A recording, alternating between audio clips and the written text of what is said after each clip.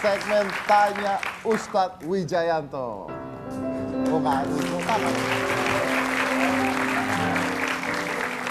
Ustadz, Ya, ada dua hal yang mau saya tanya. Yang pertama adalah, ada dua jawaban yang saya berikan. Ya, ya saya tanya dulu. ya. Apa saya kasih jawaban dulu? Baru Jangan, saya- saya tanya dulu oke, ya. Yang pertama adalah bagaimana menurut pendapat Ustadz tentang mereka yang menggunakan kata simbolisasi agama sebagai strategi marketing bisnis. Ada dua hal yang harus saya jelaskan. Pertama, sebetulnya ada larangan ayat wala tastari bi ayati samanang qalila. Jadi wala tastari ayatillah bi samanang qalila. Jangan kamu menjual belikan agama dengan harga yang murah. Maksudnya di situ jangan sampai agama ditukar dunia. Agama ditukar dunia ini ketika orang beragama hanya untuk cari dunia. Misalnya orang melakukan saya mau doakan tapi tolong dibayar. Ada jenazah meninggal saya sholatkan tapi tolong dibayar. Nah, itu namanya beragama untuk cari dunia. Atau dia mengkomersialisasi dari agama. Itu misalnya orang nitip doa, sering kan orang nitip doa ketika umroh dan haji itu baik, tapi minta bayaran. Nah itu menjadi masalah, karena itu jadi komersialisasi. Tetapi ketika agama ini untuk distimulasi supaya orang itu rajin baca Quran, supaya orang itu rajin membaca Quran atau menghafal doa, maka itu stimulasi untuk itu, silahkan saja. Yang penting tipis niat kita. Niat kita artinya jangan sampai kita niatnya di situ semata-mata saya menghafal Quran supaya saya bisa makan gratis.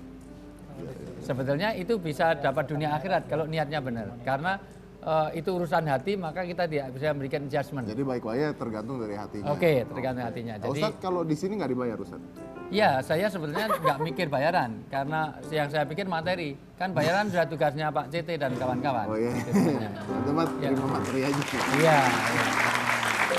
Ustadz, oke. Jadi saya simpulkan agak sulit untuk menjudge karena kita tidak bisa lihat apa tujuan aslinya. Itu gitu ya. satu. Yang penting jangan ada niatan bahwa karena ada orang yang mengiba untuk mendapatkan laba. Misalnya, mohon maaf, ada dua kesalahan. Satu mengemis misalnya. Mengemis padahal dia bisa berusaha, itu dilaknat oleh Allah. Nanti di wanahsuruhum fil yaumil qiyamah biwajhin ghairillah lahmin. Orang yang bisa berusaha tapi dia minta-minta, nanti di akhirat dikumpulkan dalam keadaan wajah yang tanpa daging. Jadi kayak tengkorak dipermalukan, karena bisa berusaha kok minta-minta. Yang kedua, minta-mintanya pakai ayat lagi. Jadi dia baca ayat untuk gaya mengiba dengan membaca ayat-ayat ini. Ini dua kesalahan. Karena tidak boleh ayat dipergunakan untuk seperti itu. Oke. Itu. Ustadz, ada satu hal lagi yang saya mau tanya. Ini belakangan ini rame tentang menutup warung makan atau restoran juga, warung makan ditutup secara paksa untuk menghargai bulan Ramadan. Kemarin rame tuh beritanya warung ibu saya apa tahu, gitu. di Banten, Nah, Siani tahu. gimana itu Ya. menurut Anda? Apakah memang Ada harus dua versi, begitu? dua sisi harus kita pendekati supaya kita objektif. Objektif itu ada etik, ada emik. Etik itu pandangan kita terhadap dia. Yang kedua adalah pandangan dia terhadap sesuatu itu. Pertama, munculnya perda pasti tidak serta-merta. Karena perda tidak hanya di Banten. Di Bali itu juga ada perda, orang nyepi misalnya, itu 3 hari total tidak boleh ada, bahkan penerbangan pun sehari ratusan penerbangan nggak boleh. Dari sisi lain itu juga merugikan orang lain kan. Bahkan orang di rumah sakit saja itu tidak bisa keluar untuk cari makan karena warung makan harus tutup. Padahal di rumah sakit misalnya. Di Jayapura bahkan di beberapa tempat itu di Manokwari ada larangan buka di hari Minggu. Itu perda masing-masing ya gitu. Demikian juga di Banten mungkin ada latar belakang yang nggak boleh siang. Nyatanya sore malah digalakkan. Sore itu supaya karena untuk menyediakan masing-masing untuk menyesuaikan diri. Satu sisi perda itu tidak bisa digeneralisir. Mungkin oke lah di sana tapi di tempat lain tidak. Tetapi kalau tanya kepada pribadi saya sangat tidak setuju. Saya malah justru mewajibkan orang-orang itu berjualan di tempat saya. Karena saya perlu buka, perlu itu, kalau perlu waktu saya bisa beli siang. Nggak apa-apa itu.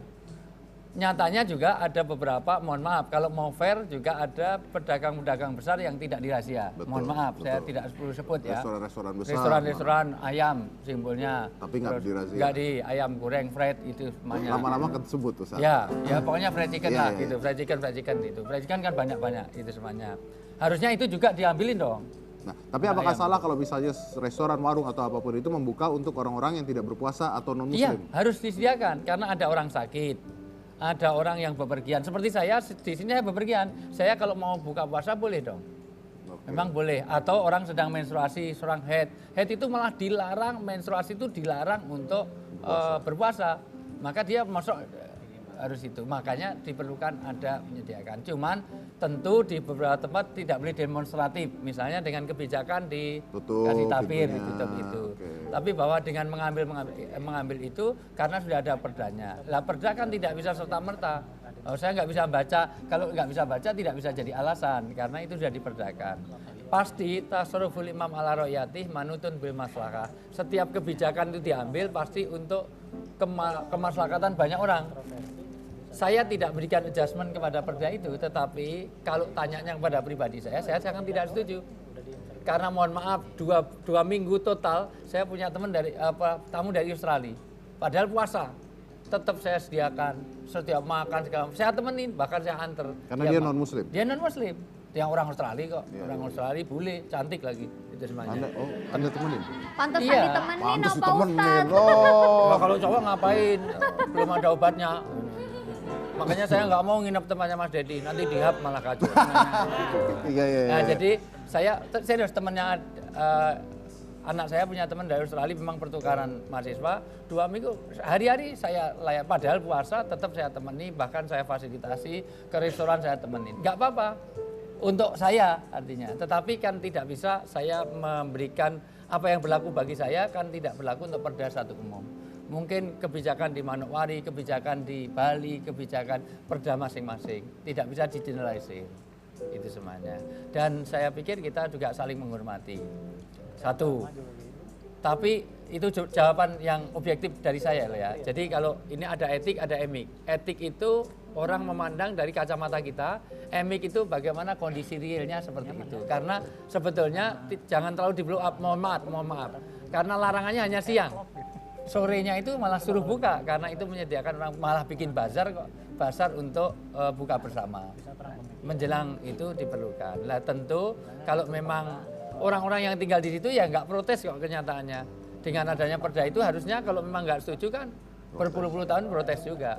Saya tidak membela perda itu karena saya sendiri tidak setuju kalau untuk saya. Oke. Saya nggak, mohon maaf, saya nggak setuju. Jadi tetap tidak Ustadz tetap tidak menjudge, tapi kalau pribadi Ustadz sendiri malah Ustadz tidak setuju Tidak karena setuju, malah saya wajibkan buka. mewajibkan buka, Iya. bahkan ada buktinya Ustadz menemani seorang dari Australia pergi makan siang hari. Iya, tanya pada istri saya. Itu ada 2 minggu full di rumah saya dalam keadaan puasa. Juga kita selalu malah nyarikan makan, nyediakan makan. Kita ke restoran, kita temani. Dan itu ada ininya secara agama? Sangat welcome, nggak apa-apa Nggak, dong. maksudnya apakah hukumnya boleh? Sangat dianjurkan menghormati tamu kok. Sangat dianjurkan. Mangkana yu'minu billah wal yaumil akhir fal yukrim dhaifah. Orang yang beriman pada Allah dan yang akhir itu menghormati tamu.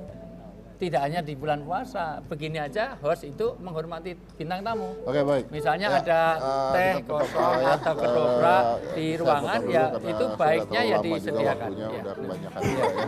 Baik, terima kasih banyak Ustadz Ya, ya. karena punya ruang sendiri tapi nggak bagi-bagi Ya, itu baik. juga kurang menghormati tamu. Iya. Adalah Anda cermati saja maksud Ustadz seperti apa ya. Ya, karena biasanya terbuka ini dikunci rapat hari ini, masya Allah kamarnya itu. Saya nggak bisa ngambil untuk buka puasa aja nggak bisa. Karena makanan saya setiap kali ada Ustadz hilang terus. Saya bukan ngambil, memberi kesempatan supaya Mas Dedi dapat pahala puasa. Karena orang memberi buka puasa pahalanya sama dengan orang berpuasa. Saya nggak makan. Tapi kan dapat pahala karena ngasih makan saya. Benar itu betul Pak Ustadz, dapat pahala Mas.